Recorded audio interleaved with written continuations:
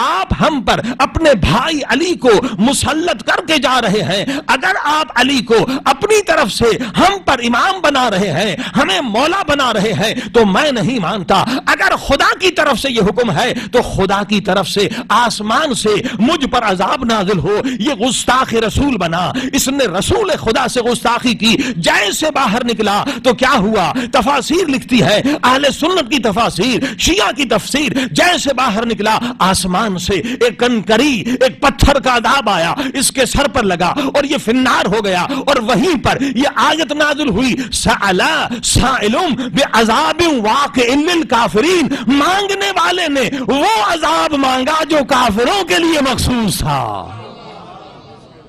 اب آپ نے دیکھا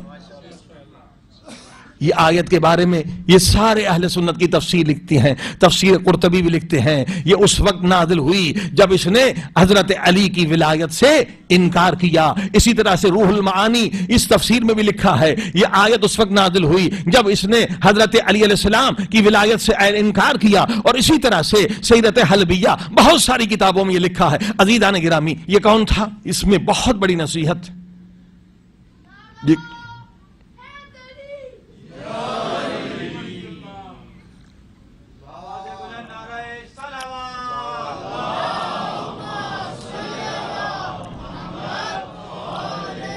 یہ پہلے کافر تو نہیں تھا نا؟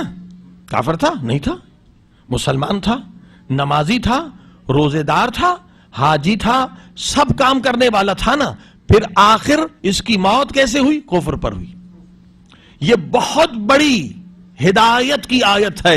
اے مسلمانوں، تم آج مسلمان ہو، تم آج مومن ہو، یہ کمال نہیں ہے کہ تم آج مومن ہو، کمال یہ ہے کہ جب روح نکل رہی ہو اس وقت تم مومن رہو۔ وَلَا تَمُوتُنَّ إِلَّا وَأَنْتُمْ مُسْلِمُونَ۔ آج تم رسول خدا کے عاشق ہو، آج تم علی کے عاشق ہو، آج تم اہل بیت کے عاشق ہو، آج تم صحابہ کرام کے عاشق ہو، یہ آج کمال نہیں ہے۔ کمال اس وقت ہے کہ موت کے وقت تم عاشق خدا رہو، عاشق رسول خدا رہو۔ اب لوگ کہیں گے کیا ایسا ممکن ہے زندگی بھر مومن مسلمان رہے اور موت کے وقت کیا ہم کافر ہو جائیں گے؟ ہاں، یہ آیت کہہ رہی ہے نا، یہ حارث پوری زندگی مومن تھا، پوری زندگی نمازی تھا، پوری زندگی خیر و خیرات کرتا تھا، مگر کیوں منافق ہو کے مرا؟ دو بری عادتیں تھیں اس کے اندر، وہ دو بڑی خامیاں تھی۔ کیا؟ ایک بغض علی، ایک بغض کی صفت تھی، اور دوسرا ضد کی صفت تھی۔ یہ سمجھ لیجئے، یہ قرآن سے بڑی ہدایت ملی ہے کہ جس انسان کے دل کے اندر بغض ہے اور ضد ہے، وہ جتنا آج مومن بنے رہے، جتنا نمازی رہے، جتنا عزادار رہے، جتنا حاجی رہے، جتنا نیک اعمال کرتا رہے، مگر جس نے زندگی میں اپنے دل سے بغض نہیں نکالا اور جس نے اپنے دل سے ضد نہیں نکالی، اس کی موت ایمان پر نہیں ہوگی، وہ کافر ہو کے مرے گا۔ یہ بہت خطرناک صفت ہے، بغض اور کیا؟ ضد۔ دو چیزیں اگر کسی کے اندر ہیں وہ کافر ہو کے مرے گا۔ یہ آیت قرآن ہے، سألا سائل بعذاب واقع للکافرین، کافرین، یہ کافر ہو کے مرا۔ کیوں؟ دو خامیاں اس کے اندر تھی، ایک ضد اور ایک کیا؟ بغض۔ اور پھر یہ بھی روایت کا عجیب ہے کہ اگر کوئی کافر ہے، پوری زندگی کافر رہا، پوری زندگی کافر رہا، لیکن اس کے اندر اگر بغض نہیں اور اس کے اندر اگر ضد نہیں، موت سے پہلے جب خدا اسے ہمارے نبی کی نبوت کو پیش کرے گا، وہ قبول کرے گا، اس کی موت ایمان پر ہو جائے گی۔ بہت اہم بات ہے، پوری زندگی کافر رہے لیکن اگر اس کے اندر بغض نہیں اور ضد نہیں، حق سامنے آ جائے گا، ضد نہیں کرے گا، جو حق کے سامنے جھک جائے گا مسلمان ہو کے مرے گا۔ لیکن ہے مسلمان، ضد کر رہا ہے، دلیل اس کے پاس کوئی نہیں، نہ قرآن کی دلیل ہے، نہ حدیث کی دلیل ہے، نہ عقل کی دلیل ہے، مگر ضد کر رہا ہے۔ تو یہ ضد تو شیطانی صفت ہے نا، جس کے اندر ہے ضد اسے ہدایت نہیں ملے گی، اور جسے ہدایت نہیں ملے گی اسے نور توبہ بھی نہیں ملے گی، اسے ایمان بھی نہیں ملے گا، اس کی موت کافر پر ہوگی، کفر پر ہوگی۔ لہذا بہت بہت اہم آیت ہے، لوگوں اپنے اندر سے ضد ختم کریں اور اپنے اندر سے بغض ختم کریں. بغض کیا ہے بھائی؟ محبت کریں. لا الہ الا اللہ کیا ہے؟ پہلا درس ہے قرآن کا. لا الہ الا اللہ. پہلے لا ہے، انکار ہے، خدا کے سوا کسی کو نہ مانو. پہلے لا کیوں ہے؟ انکار کیوں ہے؟ پھر اقرار کیوں ہے؟ لا الہ یعنی کیا؟ اے انسان، کسی اور کی وجہ سے محبت نہ کرنا، کسی اور کی وجہ سے بغض نہ کرنا. اگر تو نے ماں باپ کی وجہ سے بغض و نفرت کی تو تیرے دل میں لا الہ الا اللہ کا نور نہیں جائے گا. بھائی یہ کیوں کافر ہو کے مرا یہ حارث؟ کیوں علی سے دشمنی کی؟ کیونکہ علی نے اس کے رشتہ داروں کو قتل کیا تھا. کون سے رشتہ دار؟ جو کافر تھے. علی نے اس کے فرض کریے بہت سارے علی سے بغض کیوں رکھتے تھے؟ علی نے کسی کے چچا کو قتل کیا، کسی کے ماموں کو قتل کیا، کسی کے بھائی کو قتل کیا، کیونکہ علی علیہ السلام نے 10,000 کافروں کو قتل کیا. اب جن کے دل میں ایمان نہ تھا تو وہ محبت کس کی وجہ سے کرتے تھے؟ چچا کی وجہ سے، ماموں کی وجہ سے، خاندان کی وجہ سے، قبیلے کی وجہ سے. جبکہ اسلام کائے کے لیے آیا ہے؟ قبیلہ پرستی ختم کرو، خدا پرستی شروع کرو. لا الہ الا اللہ کا مقصد یہ ہے کہ محبت کرو تو خدا کی وجہ سے، نفرت کرو تو خدا کی وجہ سے. آج بھی کتنے لوگ اس جہالت میں مبتلا ہیں، بغض کرتے ہیں ماں باپ کی وجہ سے. بھئی آپ کے ماں باپ کوئی معصوم ہے؟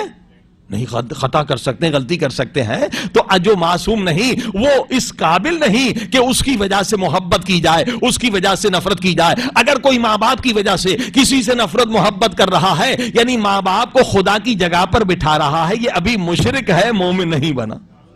خطرہ ہے کہ یہ کہیں کافر ہو کے نہ مرے، کیونکہ لا الہ الا اللہ اس کے دل میں نہیں، صرف زبان پر ہے. لا الہ الا اللہ اس کے دل میں ہے جو محبت بھی خدا کی وجہ سے کرتا ہے اور نفرت اور بغض بھی خدا کی وجہ سے. توجہ فرمائی. اگر آپ نے قبیلہ پرستی کی، انجمن پرستی کی، دوستی پرستی کی تو ابھی آپ کے دل میں لا الہ الا اللہ نہیں ہے، ابھی آپ کے دل میں ایمان نہیں ہے. ایمان اس کے دل میں ہے جو محبت بھی خدا کی وجہ سے کرتا ہے اور نفرت بھی خدا کی وجہ سے کرتا ہے. خدا کے بعد کون سی ذات ہے؟ وہ ذات ہے جو ہر خطا سے پاک ہے، ہر گناہ سے پاک ہے، ہر غلطی سے پاک ہے. اس کی وجہ سے محبت ہو سکتی ہے. وہ کون ہے؟ محمد رسول اللہ صلی اللہ علیہ وآلہ وسلم.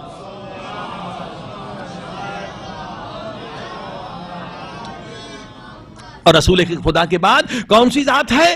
معصومین. انما یرید اللہ لیذہب عنکم الرجس اہل البیت ویطہرکم تطہیرا.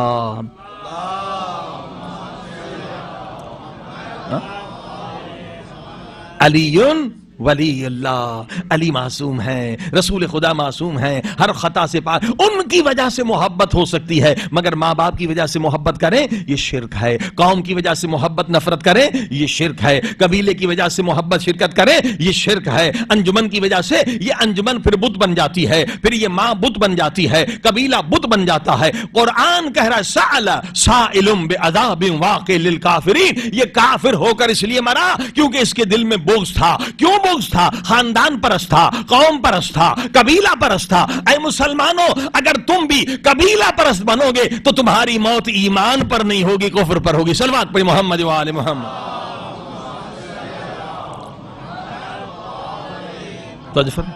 بہت ضروری ہے کہ انسان ان دو خبیث صفات کو اپنے اندر سے نکال لے، کیونکہ نفس امارہ ہے نا. نفس امارہ کا کیا کام ہے؟ گناہ کی طرف لے جانا، برائی کی طرف لے جانا، انتقام کی طرف لے جانا. مثلا آپ کو کسی نے گالی دی، نفس کیا کہے گا؟ تو اسے 10 گالیاں دے. ہاں جی. آپ کو کسی نے تھپڑ ماری، نفس کیا کہے گا؟ آپ اس کو 10 تھپڑ مارے. نفس تو انتقام چاہتا ہے. یہ شیطان کا نمائندہ ہمارے اندر بیٹھا ہوا. اب اگر ہم نے نفس کا کہنا مانا تو ہم بنے نفس پرست، ہم خدا پرست تو نہیں بنے. خدا فرما رہا ہے قرآن میں سورہ جاسیہ میں افرائیت من اتخذ الہہ ہوا. میرے محبوب بہت سارے زبان سے لا الہ الا اللہ کہتے ہیں مگر اصل میں ان کا خدا ان کا نفس ہے. وہ صرف زبانی کہتے ہیں لا الہ الا اللہ، مگر بات اپنے نفس کی مانتے ہیں. بھائی خدا وہی ہے نا جس کی بات ہم مانیں, جس کی اطاعت کریں. خدا کہتا ہے افرائیت, اے میرے محبوب کیا تو نے دیکھا نہیں بہت ساروں کو ظاہراً مسلمان ہیں مگر انہوں نے اپنے نفس کو اپنا خدا بنا رکھا ہے. عزیزان گرامی آئیے دیکھیں اس آئینے میں اس آیت کے